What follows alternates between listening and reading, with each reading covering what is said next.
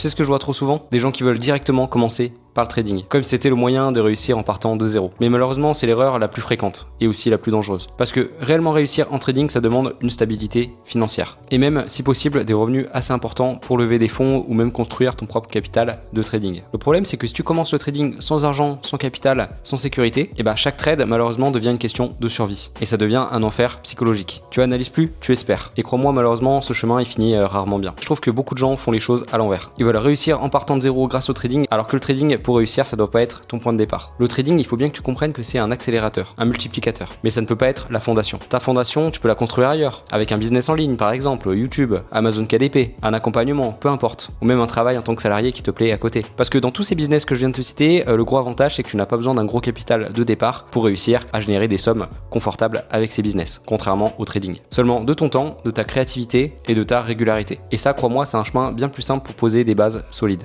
Un chemin qui te permet de créer un revenu stable, qui grandit avec le temps. Et une fois que tu as ça, alors oui, le trading, ça devient intéressant. Parce que là, tu n'as plus la pression financière. Et tu as réussi dans un autre business avant de t'intéresser au trading. Et du coup, forcément, tu trades sereinement et rationnellement. Et tes chances de réussir explosent. Donc, ce que je veux que tu retiennes après avoir vu cette vidéo, c'est ne fais surtout pas les choses à l'envers. C'est d'ailleurs une erreur que j'ai faite dans mon parcours et que j'ai appris aujourd'hui. Et je voulais te la transmettre justement dans cette vidéo. Ne commence pas par le trading en espérant qu'il te sauvera ta vie. Commence par construire un socle solide, un business en ligne, une chaîne YouTube, Amazon KDP, un business qui demande pas forcément beaucoup d'argent pour réussir à avoir des revenus intéressants. Puis après ça, après avoir réussi dans un domaine, ajoute le trading comme un levier, un multiplicateur, un accélérateur. Parce que de par mon expérience, crois-moi, c'est ce chemin qui rend les choses plus simples et qui augmente significativement tes chances de réussir en trading. Si tu souhaites avoir plus de contenu sur le trading, la bourse, la finance, n'hésite pas à t'abonner à mon compte pour être au courant de mes prochains contenus.